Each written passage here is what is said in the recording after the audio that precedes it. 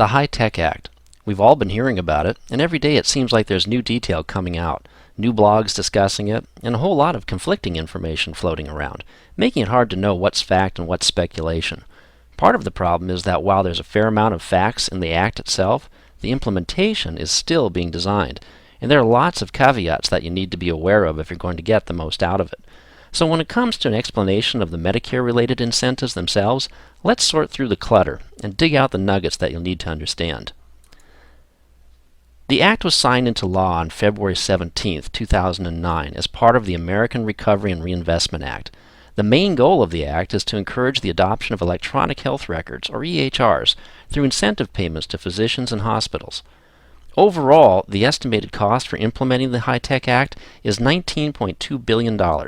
From that, roughly $2 billion is reserved for developing the infrastructure and programs needed to increase AHR adoption, leaving $17.2 billion toward the funding of the incentives listed in the Act. That's a lot of money. So let's focus on the physician incentives listed in the Act. The lion's share is based on reimbursing physicians who have adopted EHR systems an amount equal to 75% of Medicare's allowable charges for covered services furnished by the physician in a year. And these payments will be made for a total of not 1, not 2, but 5 years beginning in 2011.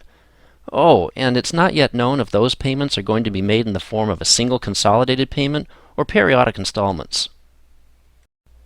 So if you have $100,000 in Medicare allowable charges for covered services each year, that means that 75% of that amount is $75,000. Then multiply that times 5 years, and you get a total of $375,000 in incentives. Right? Wrong. Make sense? Of course not, because there's more to it. We haven't yet discussed the fact that every year of participation will have a cap on those incentive payments, and a de-escalating cap at that. They begin in year 1 at $15,000 and go all the way down to $2,000 in year 5. Add that up and you'd potentially qualify for $41,000 over the 5-year period, right? Maybe. That's because the government's running an early bird special for those who jump on board right away and qualify for their first payment year in 2011 or 2012. If your first year of eligible payment is one of those years, then the incentive is raised in that year by $3,000 from $15,000 to $18,000, raising the potential to $44,000 per physician over the 5-year period. And with all these figures, there's a 10% bonus for those who are predominantly practicing in recognized health professional shortage areas. Let's pause for a recap. The first year for eligible payments is 2011, and the timing of those payments is not yet determined. It may be done in a single consolidated payment, and it may be through periodic installments. The incentives are based on 75% of the eligible physician's Medicare allowable charges for covered services in the year, with a de-escalating cap assigned each year. A physician may participate in the incentive program for up to 5 years, and the first year's incentive may be as high as $15,000. Or, if the first payment year is 2011 or 2012, it could be as high as $18,000.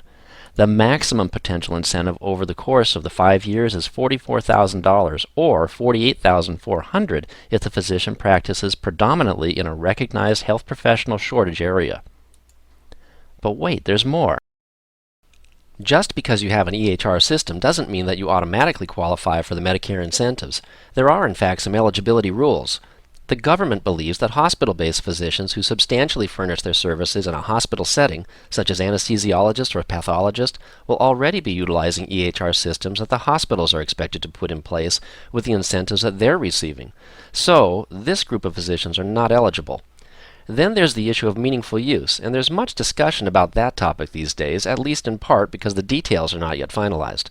Essentially, meaningful use refers to a practice's ability to demonstrate that they're utilizing an EHR system in a manner that meets certain standards. The HIT Policy Committee released a few versions of a matrix that outlines what's still a work in progress, but identifies meaningful use objectives that are phased in over time, beginning in 2011 and becoming more demanding in 2013 and again in 2015. A final draft is expected prior to the end of 2009. Another thing is that the selected EHR system must be a certified system. Certified, that is, that it's capable of meeting the meaningful use criteria once that criteria is established. It's not yet determined who will be doing the certification, or if it will be one entity, such as the Certification Commission for Healthcare Information Technology, commonly known as CCHIT, or by several organizations. But however it's accomplished, it's the government's way of having a reasonable assurance that they're only paying out incentive dollars to those providers who have adopted systems that meet whatever the required standards end up being. Lastly, if you're planning on participating in the Medicaid incentive program, then you can't participate in the Medicare incentives because you can't do both. It's got to be one or the other. And speaking of eligibility, incentives for participation in the Physician Quality Reporting Initiative, or PQRI, may run concurrent with the HITECH Act's incentives, but incentives for electronic prescribing, or e-scribing, cannot. Like the saying goes, all good things come to an end, and the HITECH Act's incentives are no exception. What's more, this window of opportunity is relatively brief because the law states that there will be no payments made after 2016, and there will be no payments to anyone whose first year of meaningful use is 2015 or after. So let's do the math. If there are no payments made after 2016, then 2016, take away 5 years of participation, is 2011. Now, there's still some fuzzy details when it comes to the timing on some of these things, like when payments are issued in relation to the period of demonstrated meaningful use, but it's probably safe to say that if you're not able to demonstrate meaningful use by the beginning of 2011, then you're likely going to have a diminished chance to capture the full 5 years' worth of incentive payments. Basically, look at it like this.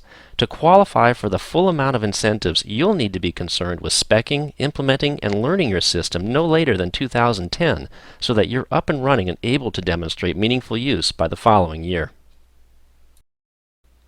So now that we understand the positive incentives and the fact that we must act quickly if we want to obtain them, let's talk about the flip side, penalties. In 2015, those physicians who have chosen inaction or who have failed to demonstrate meaningful use of their adopted systems will see their Medicare fee schedule reduced by 1%. In 2016, it'll be reduced by 2%, and in 2017 by 3%.